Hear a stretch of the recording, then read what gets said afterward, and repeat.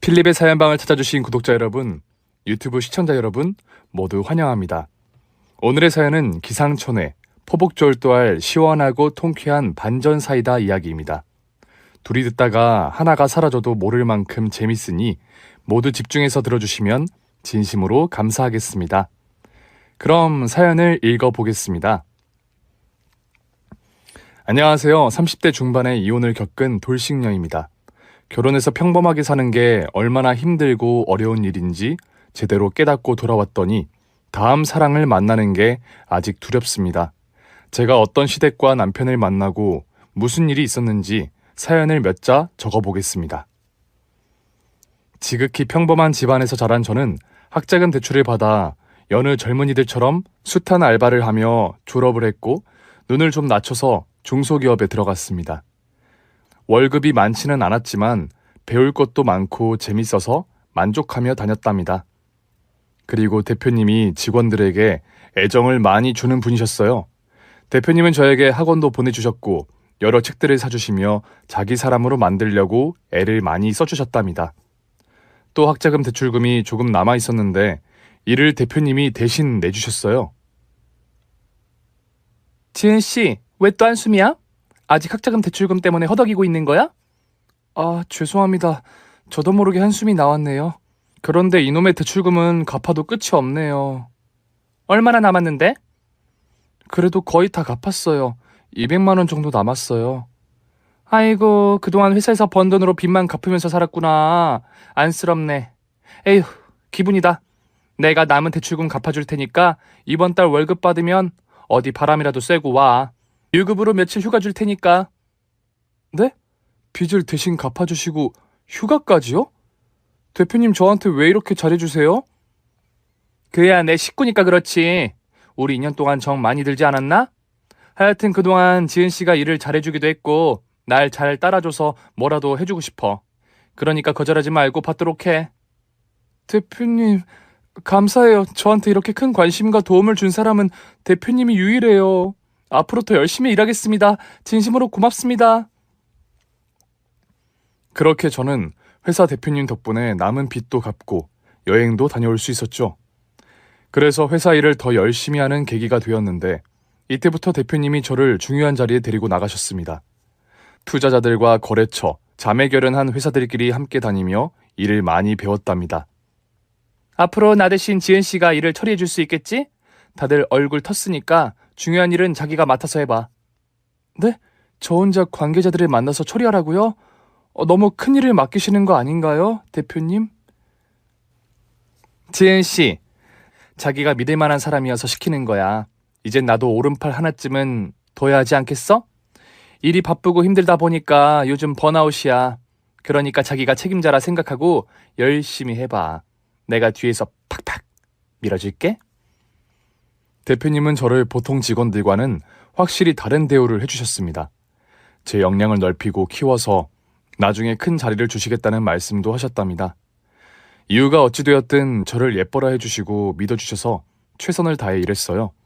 다행히 일 처리함에 있어서 문제가 되는 경우는 한 번도 없었습니다. 반년 동안 담당하는 일이 산더미처럼 쌓여 있었는데 하나도 빠지지 않고 완벽하게 처리했죠.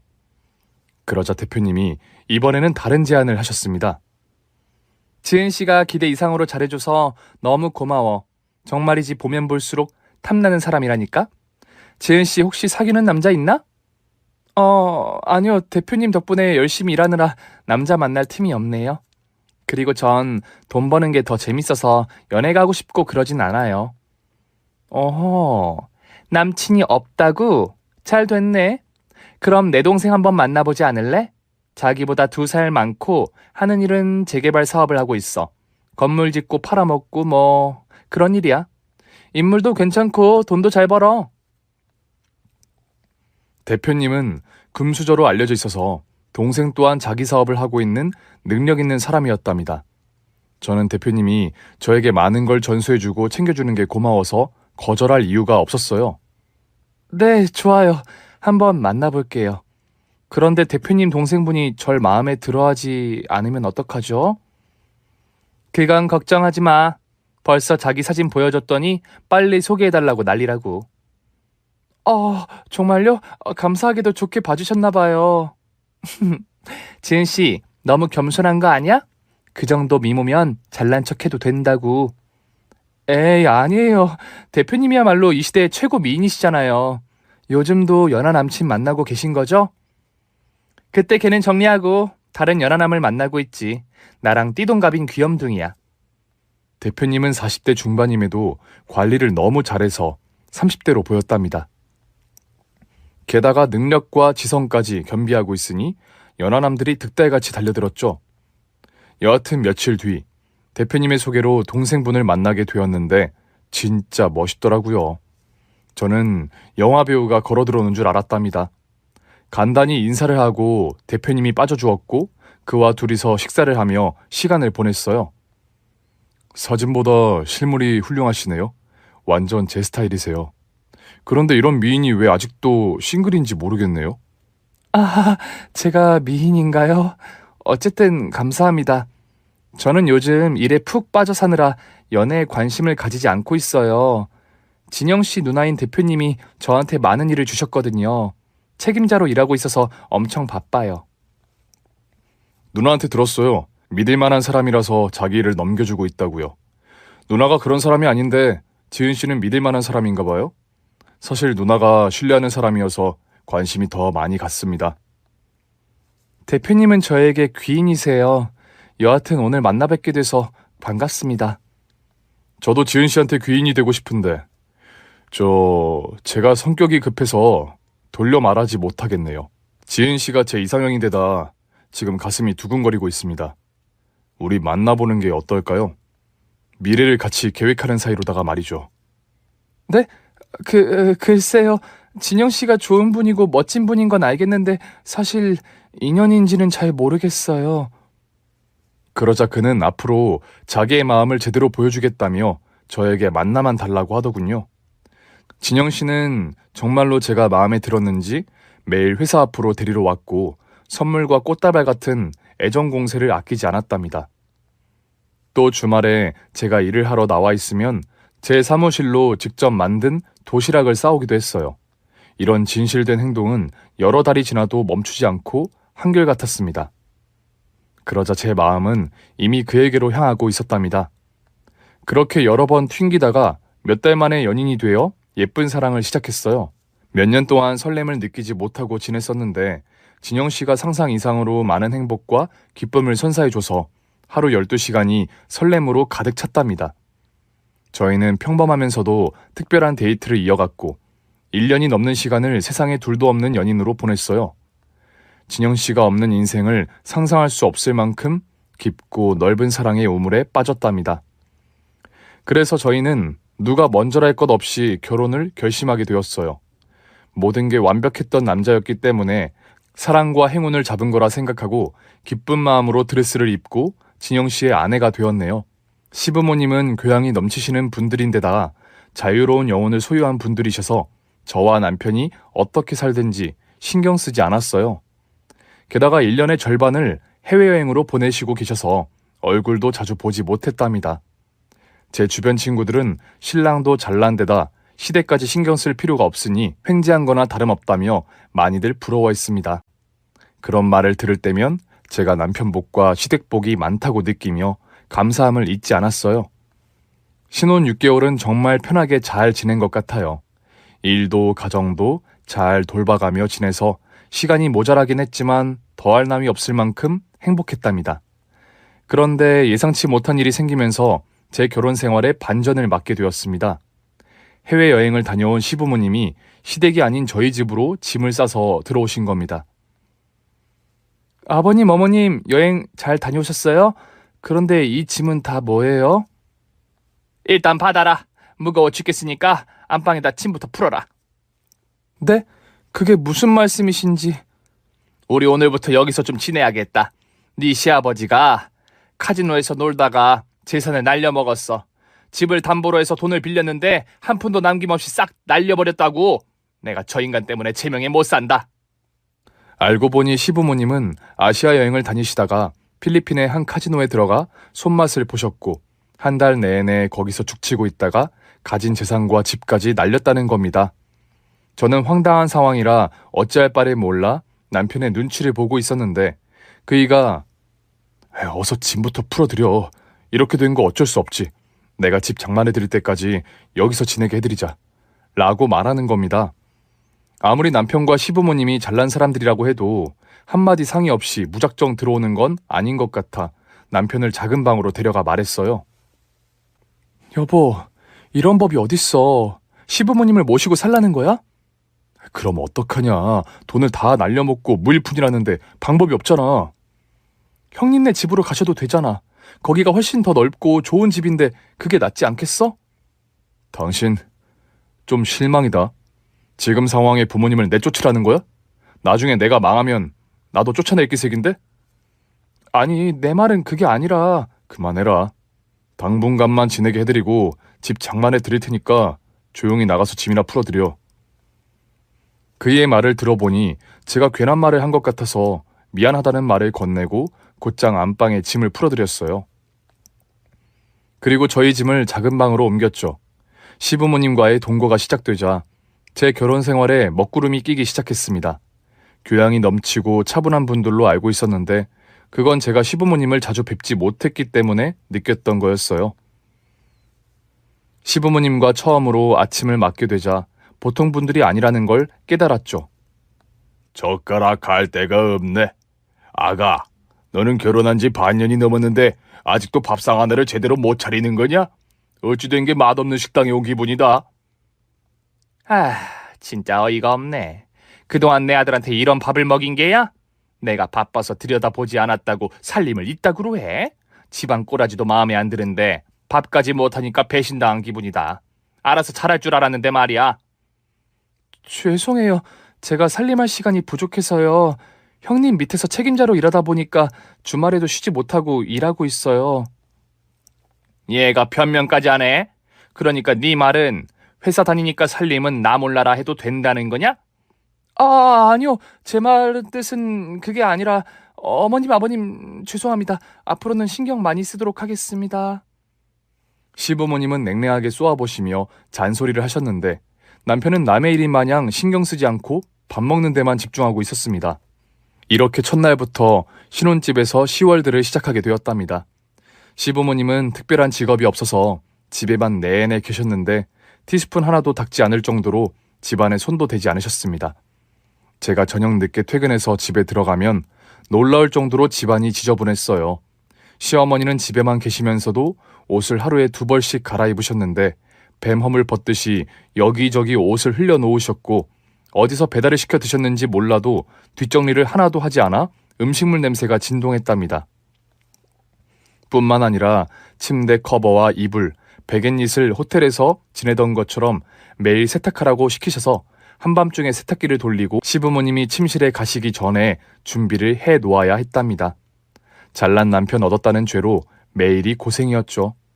주말에는 회사 일을 집으로 가져와 하면서 삼시세끼를 챙겨드렸는데 늘상 마음에 들지 않는다며 짜증을 부리셨어요. 넌 정말 할 줄 아는 게 하나도 없구나. 무슨 배짱으로 살림도 안 배우고 내 아들이랑 결혼을 한 거지? 너 같은 애한테 비하면 엄청 과분한 남자인데 말이야. 내 말이 틀렸니? 네? 제가 많이 부족했죠. 죄송합니다, 어머님. 노력한다고 하는데 마음에 드시지 않았나 봐요. 노력한다고 될 문제가 아니야. 잘해야지. 내 딸 말로는 네가 일머리가 있다고 하던데 실망인걸?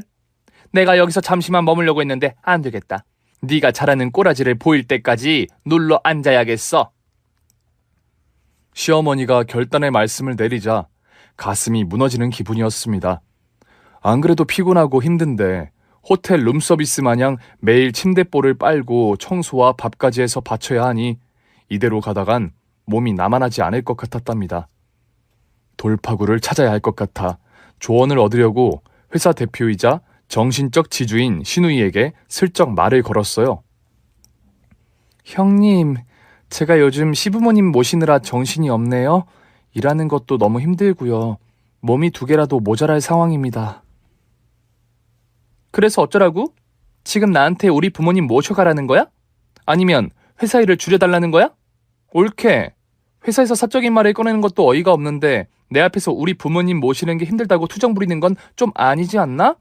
그리고 회사 일이 힘들면 얼마나 힘들다고 이러는 거지? 자기가 멀티플레이가 안 되는 거냐고. 나한테 비빌 생각 말고 내가 시키는 일, 우리 부모님 모시는 일, 둘 다 소홀히 하지 말고 똑바로 해. 제 편이라고 생각했던 신우이는 철저한 이기주의자였습니다. 아, 네. 제가 생각이 짧았던 것 같아요. 죄송해요, 형님.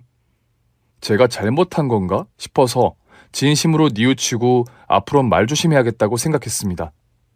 그렇게 집에서는 시짜지를 받아가며 며느리로 지냈고 회사에서는 신우이가 할 일을 죄다 처리하며 지냈답니다. 특히 신우이는 제가 힘들다고 말을 꺼낸 시점부터 저를 대하는 게 180도 달라졌어요. 옳게. 나 내일이랑 모레 회사 안 나올 거니까 나 대신 투자자들한테 PPT 준비해서 발표 좀 해. 투자금 유치가 목적이니까 제대로 하는 게 좋을 거야. 네? 내일 있을 회의에서 저한테 발표를 하라고요? 형님, 지금부터 자료를 만들어도 시간이 부족하잖아요. 게다가 저는 집에 가서 며느리로 시간을 보내야 한다고요. 그래서 어쩌라고. 밤을 새워서라도 만들면 될 거 아니야. 아, 몰라. 만약 투자자들이 마음에 들지 않는다고 하면 옳게 자리는 위태로워질 거야. 그런 줄 알고 알아서 준비해. 결국 집으로 돌아가 시부모님께 호텔 서비스를 제공하고 늦은 밤에 노트북을 켜고 일을 시작했답니다. 동이틀 무렵 겨우 시간 내 발표 준비를 끝냈고 다시 며느리 모드로 개미처럼 일하다가 회사로 출근했어요. 아주 다행히 투자자들이 제 발표에 만족해서 추가 투자를 유치하는데 성공해서 제 자리를 지킬 수 있었습니다. 그리고 신우이는 무슨 바람이 났는지 회사에 코빼기도 보이지 않고 저에게 매일 보고를 받았답니다. 재주는 곰이 넘고 돈은 왕서방이 받는다는 말처럼 일은 제가 다 처리하고 신우이는 결과만 확인하고 알아서 벌리는 매출을 독식했죠. 한편 남편은 제가 시부모님께 모진 소리를 듣든 말든 신경도 쓰지 않고 방치했고 신우이 때문에 더한 고생을 하고 있음에도 격려 따윈 하지 않았답니다. 여보, 진짜 너무한다고 생각하지 않아? 나 요즘 사는 게 너무 힘들어. 집에서나 밖에서나 시짜지를 당하고 살고 있다고. 잠도 반에 반으로 줄여서 3시간도 자지 못하고 산단 말이야. 그런데 당신은 수수방관하고만 있을 거야? 내가 안쓰럽지도 않냐고. 부모님 나가실 때까지만 고생한다 생각하면 되지. 나한테 투정 부리기냐? 그리고 나 같은 남편 만났으면 이 정도는 아무것도 아니라고 생각해야 하는 거 아니야? 당신은 어떻게 하나는 알고 둘은 몰라? 길 가는 사람 아무나 붙잡고 물어봐. 수십억 자산가의 아내로 살려면 이 정도 고생을 겪는 게 별일이냐고 말이야. 당신이 등 따시고 배불러서 볼멘 소리를 작작 해대는데 이젠 좀 철 좀 들어라. 당신이 우리 누나가 아니었으면 회사에서 중요한 직책을 맡을 수 있었을까? 나랑 결혼하지 않았으면 이런 고급 아파트에 살 수 있겠냐고. 제발 조용히 좀 살자. 안 그래도 요즘 사업하는데 골치 아픈 일이 많은데 당신까지 얹지 말고 말이야. 당신 말하는 거 너무 웃긴다. 당신이 잘난 건 알겠는데 꼭 갑과 을이 존재하는 것처럼 말한다? 재산 없고 평범한 나는 갑질 당해도 상관없다는 거야? 에휴, 말하기도 지친다. 그만 좀 나불대고 가서 빨래나 해. 화장실에 쉰내가 풀풀 나니까. 그이는 연애 때와 신혼 초와는 다르게 배려심이라곤 눈꼽만치도 없었습니다. 시댁 식구들과 똑같이 이기주의자였더라고요. 화가 나고 자존심도 상하긴 하지만 시부모님이 나가시고 둘이 지내다 보면 좋아질 거라 믿고 남편의 재수없는 말과 행동을 지워버렸습니다. 그런데 시부모님은 1년이 지나도록 저희 집에서 나가지 않으셨어요. 남편이 집 한 채 해드릴 능력도 있는데도 저를 교육하겠다는 명목으로 계속 붙어 계셨네요. 우리가 나가려고 생각을 해봐도 네가 집안일을 못해도 너무 못해서 마음이 놓아지지 않아 못 나가겠다. 물론 요리 실력 좀 늘고 살림 실력이 늘긴 했어도 내 성에 차지 않는다고. 어머님, 그럼 얼마나 더 잘해야 하는지 기준점이라도 알려주세요. 저 하루에 3시간도 못 자고 있다고요. 할 만큼 한 것 같은데 그만하고 두 분이 지내시는 게 어떠세요? 뭐야? 지금 네가 우릴 내쫓겠다고 말하는 게냐? 이거 정말 어이가 없네. 너 우리가 재산 날려먹었다고 이렇게 대하는 거냐? 어머님, 그런 게 아니라 이제 그만 따로 살아도 되지 않겠느냐는 말씀이에요. 일하는 며느리가 여기서 얼마나 더 잘해야 해요? 매일 호텔 서비스만큼 열심히 모셨잖아요. 뭐? 호텔 서비스? 지나가는 개가 없겠다. 우리가 묵던 호텔에 비하면 넌 동네 여관방 수준이야. 밥도 시장 바닥에서 파는 하등한 수준이고 지금 네 싸갈머리를 보니까 더 나가기 싫어진다. 이제부터는 니년 인성교육도 좀 해야겠어. 인성이요? 제 인성이 어떻다고 그런 말씀을 하세요? 이것 봐라. 끝까지 바득바득 말 대답하는 버르장머리 없는 게 보이는데 인성이 바닥인 걸 모르겠냐? 없는 집구석에서 자랐어도 싹수는 있는 줄 알았는데 역시나 없는 것들은 무식하고 예의가 없어. 세상 불변의 법칙이라고. 야, 네 부모도 이 모양이냐? 그대로 배웠으니까 똑같겠지? 으유. 친정 부모님까지 들먹이며 막말까지 해서 저는 폭발하고 말았답니다. 어머님, 세상에서 가장 나쁜 게 부모 욕하는 거예요. 가장 무식한 게 남의 부모가 어쩌네 하면서 쌍스러운 말을 하는 거라고요. 뭐야? 그럼 내가 무식한 년이라는 거냐? 허! 이젠 바득바득 대들다 못해 시애미한테 이따위 소리를 해? 이 개참년아! 제 분노에 시어머니는 2배로 분노하며 제 뺨을 올려쳤습니다. 그런데 더 기가 막히던 건 시아버지와 남편은 그걸 가만히 구경만 하고 있더군요. 뿐만 아니라 손에 과자를 집어먹으며 영화 감상하는 꼴을 하고 있었답니다. 너무 부하가 치밀어 더는 안 되겠다 싶어 집을 나와버렸어요. 그때 이혼이라는 걸 왜 하는지 이해가 되었고 저도 그중 하나가 될 수 있겠다는 생각이 들었습니다. 그렇게 집을 나오긴 했지만 발걸음이 친정으로 향하지 못했어요. 행복하게 잘 살고 있는 줄 아시는 부모님께 괜한 걱정과 근심을 안겨드리기 싫었기 때문이죠. 그래서 갈 곳 없는 저는 회사에 나갔어요. 휴게실 소파에 누워 잠을 청했고 다음날 아침에 쓰라린 가슴을 꾸역꾸역 참으며 일을 진행했답니다. 신우이가 모든 걸 들었는지 저를 대표실로 불러 앉혔어요. 그리고 이전과 다르게 제 편을 들어주셨습니다. 옳게 많이 힘들었지? 에휴, 우리 부모님이 원래 좀 빡세. 같이 살면 좀 피곤하다고. 괜히 동조했다간 또 욕을 먹고 시부모님 귀에 들어갈까봐 마음이 없는 말로 대답했습니다. 아니에요. 모두 제가 부족한 탓이죠. 어제 집을 나온 건 진심으로 잘못했다고 생각합니다. 오늘 다시 집으로 들어가서 시부모님께 사과드릴게요. 아니야, 그럴 거 없어. 오늘부터는 내 집에 와서 지내. 올케가 요즘 많이 힘들어하는 것 같으니까 잠시 머물라고. 우리 부모님은 내가 잘 설득해서 나가게 해드릴게. 정말요?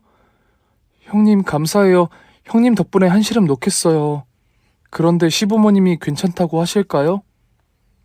걱정하지 마. 내가 알아서 잘 말해줄 테니까. 깍쟁이 이기주의 신우이가 웬일인지 저를 이해해준 데다 쉴 곳까지 빌려주었답니다. 그런데 신우이 집에 가서 지내기 시작했는데 하루 이틀은 그냥 지나갔어요. 제가 기본적인 살림을 해서 밥값은 하면서 지냈죠. 그런데 제가 알고 있던 커리어 우먼 신우이는 사생활이 굉장히 난잡해 보였습니다. 회사 일을 저에게 다 떠넘기고 어딜 가나 했더니 어린 남자들을 돌아가면서 만나고 있더라고요. 시도 때도 없이 걸려오는 연하남들에게 콧소리를 내가며 귀여운 척을 심하게 했답니다. 매일 누군지 모를 남자들과 술이 떡이 되도록 마시고 외박을 하거나 새벽에 들어왔어요. 저는 괜히 끼어들고 싶지 않아 신우이가 무슨 짓을 해도 상관하지 않았습니다. 그런데 신우이에게 아주 심각한 술 주사가 있었어요. 옳게 나와봐. 이 어린 년이 회사 대표님이 오셨는데 처 자고 있는 게 말이 돼? 형님 무슨 일이세요? 시간이 새벽 3시예요. 얼른 들어가서 쉬세요. 연병하고 있네. 야, 닥치고 가서 라면이나 끓여와. 너 짜파구리 알지? 그거 해와. 지금이요? 알겠어요. 싫다고 했다간 또 무슨 말을 들을 것 같아 억지로 몸을 움직여 주방으로 들어갔습니다. 그리고 짜파구리를 끓여 신우이 앞에 가져다 줬더니 코를 골고 자고 있는 겁니다. 저는 한숨을 내쉬고 그냥 방으로 들어가 잠이 들었는데 30분 뒤에 신우이가 또 소리를 고래고래 질렀어요. 이 우라질려나! 당장 나와! 형님, 무슨 일이세요? 왜 욕을 하고 그러세요? 나 일부러 탱탱 불어 터지게 짜파구리를 끓여온 거냐? 너 같으면 이거 먹겠니? 형님, 아까 끓여왔는데 주무시고 계셨잖아요. 그 사이 라면이 뿜 거고요. 하여튼 말은 겁나게 많네? 그냥 죄송하다. 다시 끓여오겠다고 하면 끝날 것을. 야, 네 년이 우리 부모님한테 어떻게 됐는지 안 봐도 훤하다. 앞으로 내가 네 년의 싸가지 없는 성격을 뜯어 고쳐줄 테니까 잘 배워.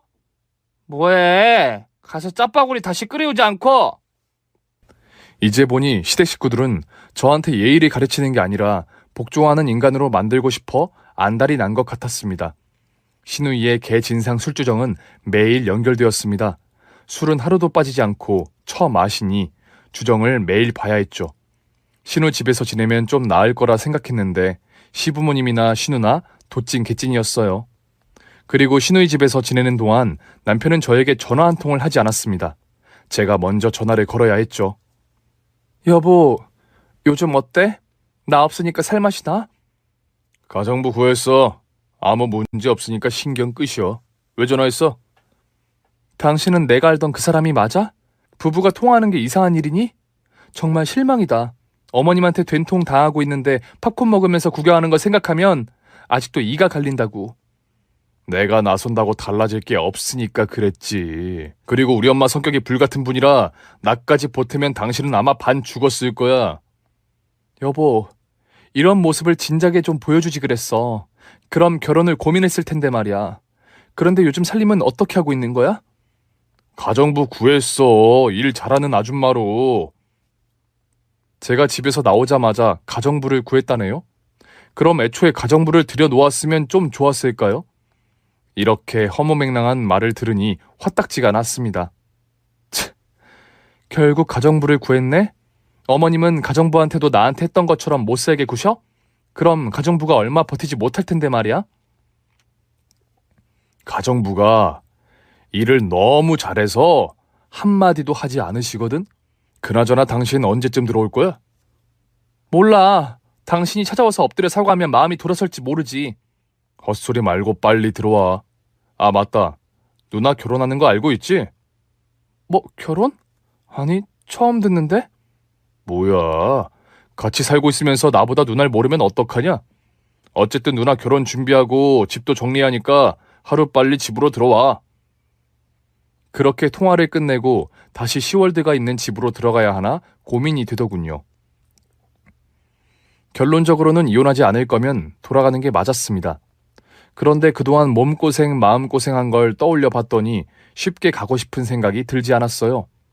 또 제가 돌아가면 분명 가정부를 잘라버리고 저를 또다시 노예 부리듯이 부려먹을 게 뻔했으니까요. 일단 보류로 남겨두고 먼저 신우이에게 결혼을 축하한다 전했습니다. 진상 신우이는 자기가 말하지 않은 걸 모르고 있었답니다. 얼마나 저라는 존재를 하찮게 생각했으면 그랬는지 속이 훤히 보였죠. 그리고 신우이가 결혼하는 남자가 동갑내기라는 말을 듣고 놀랐습니다. 얼마 전 집에 연하 남친을 데리고 와서 꽁냥꽁냥 놀았으니 양다리를 걸쳤거나 그 이상의 오징어 다리를 걸쳤던 거죠. 사생활 문란의 술주정뱅이인 걸 결혼 상대자도 알고 있는지 의문이 들었답니다. 어쨌든 알면서도 모른 척해야 하는 입장이라 가만히 있었습니다. 신우이가 결혼 준비에 들어가면서 저도 슬슬 짐을 싸서 저희 집으로 돌아가려고 준비를 했어요. 그런데 내적 갈등이 심한 데다 시부모님과 남편 얼굴을 다시 볼 생각을 하니 바로 심장이 쪼그라드는 기분이 들었어요. 이에 저는 먼저 남편을 먼저 만나 화풀이도 하고 신경을 가라앉힌 채 들어가는 게 좋을 것 같다는 생각을 했습니다. 연락을 하고 가려고 하면 뭐하러 오느냐고 할까봐 전화를 하지 않고 그이가 일하는 간이 사무실에 갔답니다. 공영 주차장에 차를 주차하고 남편 사무실을 향해 걸어가는데 그이가 글쎄 상간녀로 보이는 여자와 팔짱을 끼고 사무실 안으로 들어가더라고요. 신우이와 하는 짓이 똑같았나 봅니다. 이에 저는 사무실을 들어가지 않고 앞에서 지켜봤습니다. 1시간 정도 기다렸더니 두 년놈이 다시 팔짱을 끼고 나오더군요. 보아하니 같이 일하고 있는 동업자 같았어요. 저는 놀랍지도 화가 나지도 않았습니다. 이미 미운 정까지 다 떨어졌는지 아무 감정이 들지 않더라고요. 핸드폰 카메라를 켜고 동영상을 찍어가며 그 둘을 따라갔더니 제 예상대로 모텔방으로 들어갔답니다. 그 모습까지 모두 영상으로 담았고 이혼할 때 써먹어야겠다고 판단했습니다. 결국 다시 시누이 집으로 돌아갔고 회사도 그만둘 계획으로 세웠어요. 아무리 미워도 제가 맡은 일은 제대로 매듭을 짓고 싶어 당분간 참고 지낼 생각이었죠. 그래서 시누이 집에 들어가지 않고 회사에서 먹고 자며 정리를 하고 있었답니다. 그런데 제 동료 직원 하나가 저에게 줄 게 있다며 부르더라고요. 이 팀장, 그동안 내가 이 팀장을 많이 질투하고 시샘한 거 알죠? 저를 미워했던 거 알아요. 저라도 제가 미웠을 겁니다. 그런데 이제 기분 푸세요. 박 대리님만 알고 계세요? 저 회사 그만둘 겁니다. 네? 회사를 그만둔다니 갑자기 왜요? 그게 지극히 개인적인 이유라 말씀을 드리지 못하겠네요. 여하튼 박 대리님이 잘 버텨주실 거라 믿고 편한 마음으로 나갈게요. 그동안 감사했습니다.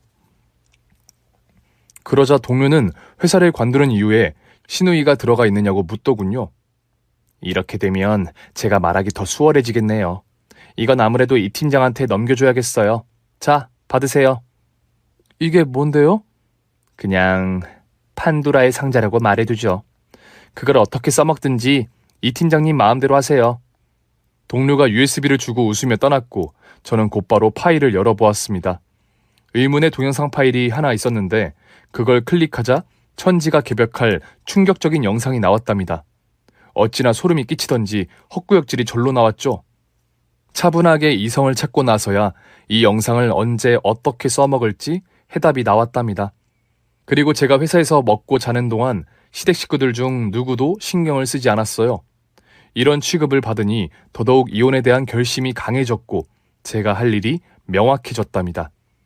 식구들은 저를 제외하고 시누이 신랑감의 가족들과 상견례를 치렀는데 결혼식을 그달에 바로 올린다고 하더군요. 결혼식 당일에 한껏 차려입고 예식장에 도착했답니다.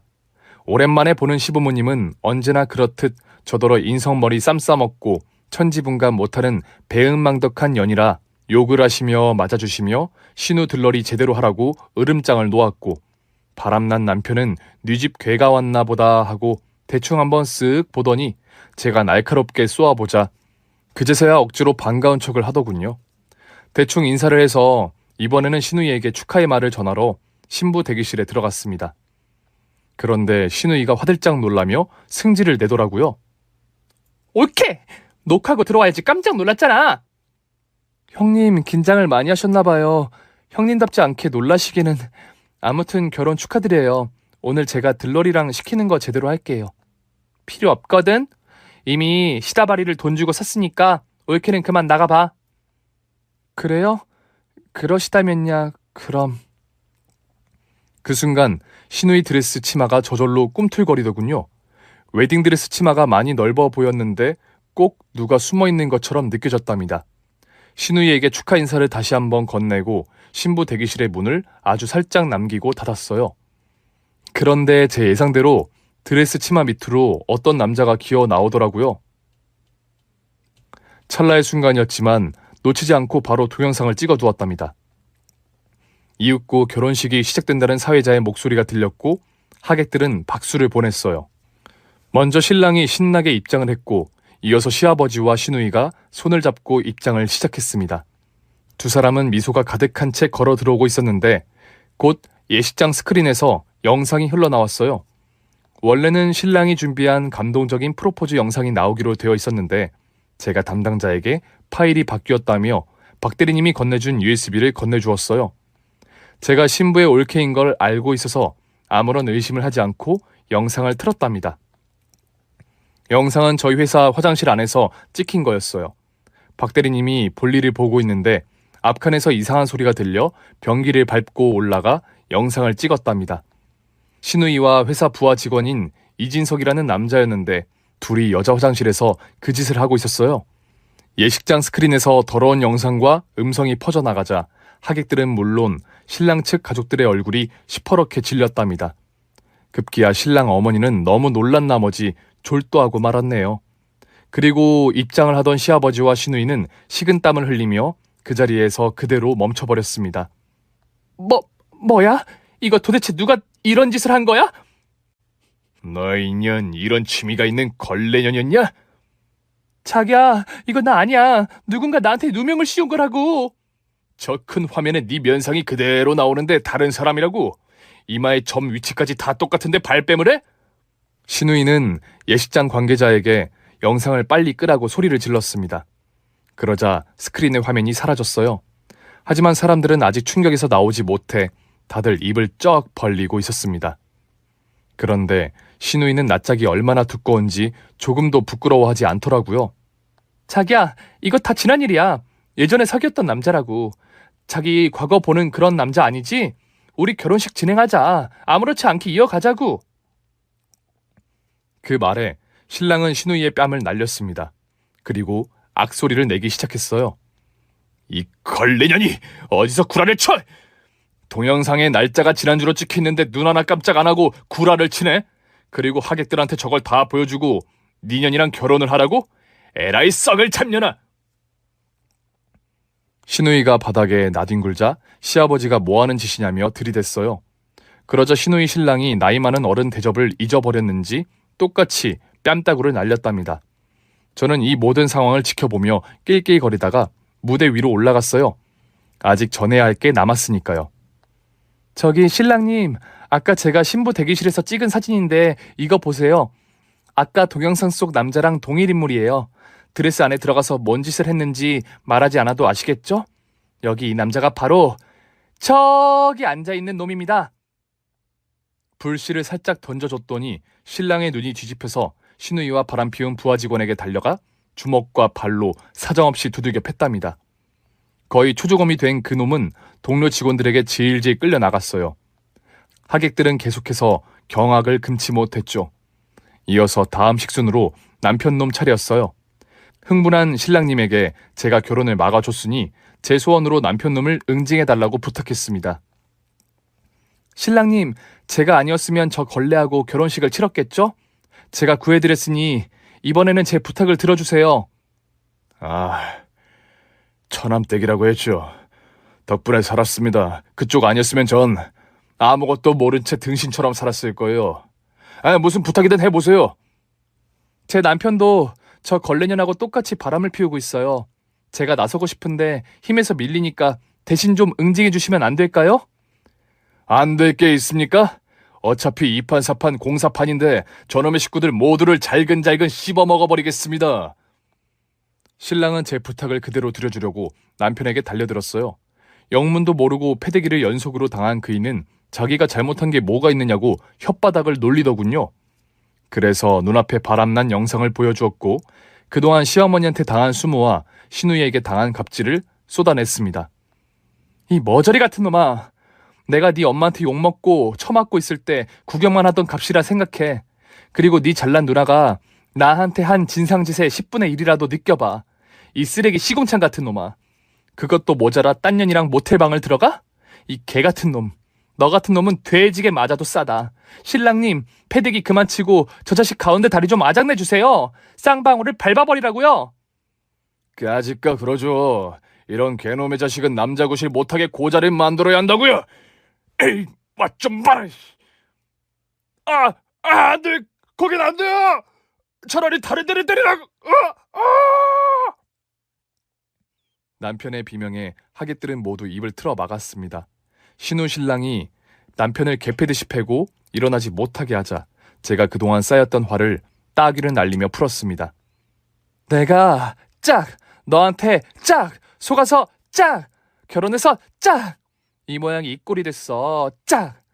네 식구한테 당한 걸 생각하면 하루 종일 패도 속이 안 풀린다고 이 인간아. 고마워라. 말 먹었다 아이가. 지금 내가 고자가 된 것 같보다 이러실 수가 없다. 눈물 콧물 그리고 침까지 질질 흘리는 남편놈의 가운데 다리를 제 날카로운 하이힐 굽으로 밟아 주었습니다. 그 순간 빠직 소리가 나며 남편의 눈이 튀어나올 것 같더군요. 저는 고개를 돌려 시모에게 시선을 향했고 천천히 다가갔습니다. 한 걸음, 한 걸음. 새아가 왜 이러는 거니? 오지 마라, 오지 마! 이만하면 듣잖아. 얼마나 더 많은 피를 흘려야 만족을 하겠까? 시어머니는 뒷걸음질을 하다가 당신의 한복 치마에 발이 걸려 뒤로 자빠지고 말았답니다. 쿵 하는 소리와 함께 기절하고 말았죠. 이로써 저의 1차 복수는 여기서 그치게 되었어요. 심해부가 될 뻔한 신랑과 식구들은 저에게 고맙다는 말을 전하고 도울 일이 있으면 돕겠다고 하더군요. 그래서 이혼 소송을 할 생각인데 좋은 변호사를 소개해달라고 했더니 글쎄 심해부의 직업이 변호사라는 겁니다. 그래서 2차전도 신우 신랑과 손을 잡고 함께 하기로 했어요. 먼저 심해부가 당한 것에 대한 정신적, 물리적 피해 보상을 청구했고 저는 이혼 소장을 날렸습니다. 당연히 위자료를 듬뿍 받아서 그나마 위로가 되었어요. 그리고 신우이의 회사 투자자들과 자매 결연한 회사 대표들에게 신우이가 얼마나 더러운 년인지 알렸답니다. 그러자 신우이와 관련된 파트너들은 모두 투자금을 빼고 이 바닥에 소문을 퍼뜨려 일하지 못하게 만들었어요. 또 변호사님이 전 남편의 뒤를 탈탈 털어봤더니 비리가 한두 개가 아니었답니다. 뇌물과 횡령은 기본이었고 재개발하는 과정에서 반발하는 시민들에게 조폭을 동원해 협박과 회유한 사실이 적나라하게 드러났습니다. 전 남편은 모두 돈을 주고 입막음을 했더라고요. 뿐만 아니라 요즘 뉴스에 난리난 빌라왕 이야기 들어보셨죠? 제 전 남편이 그런 빌라들을 건축하고 거래했어요. 집들을 타인 명의로 돌려놓고는 전세 계약을 하고 돈을 꿀꺽하고 계약이 끝나도 돌려주지 않았죠. 타인 명의이기 때문에 그동안 안 잡히고 잘 살았던 겁니다. 그렇게 돈을 불려서 더 많은 곳에 재개발 투자를 하며 돈놀이를 하고 있던 거죠. 여하튼 모든 게 털린 전 남편은 재산을 몰수당해 전세 피해자들에게 돈을 돌려주고 나머지는 정부에서 압수했어요. 그이는 감옥에 들어가 오랜 시간을 보내야 했는데 시댁이 완전히 망해서 사식에 손도 대지 못하고 주구장창 콩밥만 처먹게 되었어요. 이렇게 저의 모든 복수는 끝이 났어요. 제가 당한 거에 비해 너무 크게 돌려준 것 같은 마음이 들긴 했지만 나쁜 놈들이 벌을 받은 것이니 죄책감 따위는 하나도 가지지 않고 있네요. 그렇게 돌싱이 된 저는 더럽고 추악한 시댁 식구들에게 벗어나 혼자 살기 시작했습니다. 친정에 들어가 살려고 생각해 봤는데 불효를 한 것 때문에 못 가겠더라고요. 그래서 지금은 괜찮은 아파트와 경력직으로 이직한 대기업에서 열심히 일하며 살고 있습니다. 앞으로 언제가 될지 모르지만 좋은 남자가 생기면 재혼을 생각해 보려고 해요. 지금 당장은 시댁의 시자만 들어도 치가 떨려서 결혼 생각은 제로, 아니 마이너스랍니다. 이렇게 저의 2년 남짓한 결혼 생활을 들려드렸는데 저의 힘들었던 심정을 이해해 주시겠죠? 그럼 제 사연은 여기서 그만 줄이겠습니다. 모두 안녕히 계세요. 오늘의 사연이 재밌으셨다면 구독과 좋아요를 꼭 눌러주세요. 저는 내일도 변함없이 여러분을 찾아오겠습니다. 감사합니다.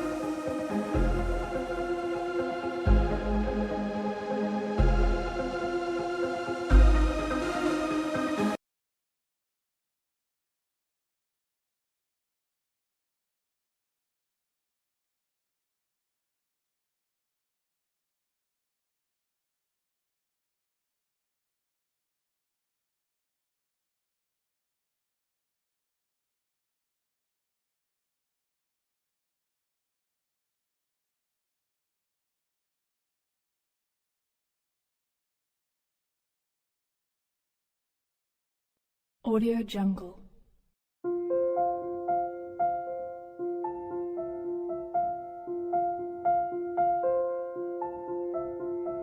Audio Jungle.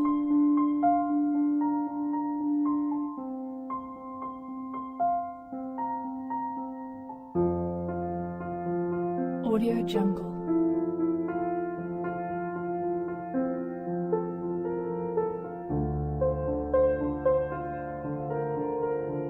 Audio Jungle.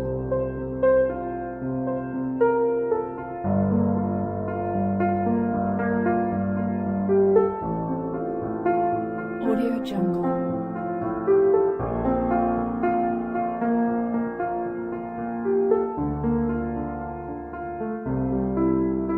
Audio Jungle.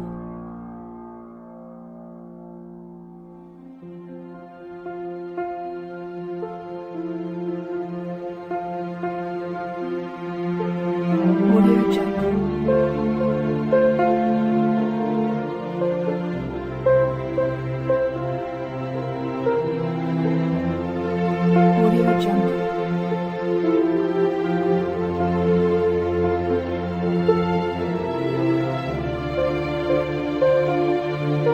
Audio Jungle. Audio Jungle.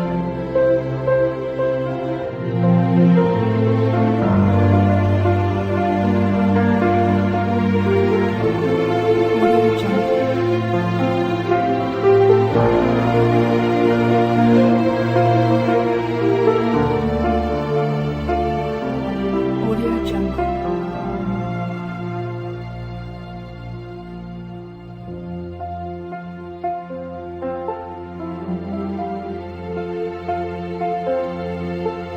Audio Jungle.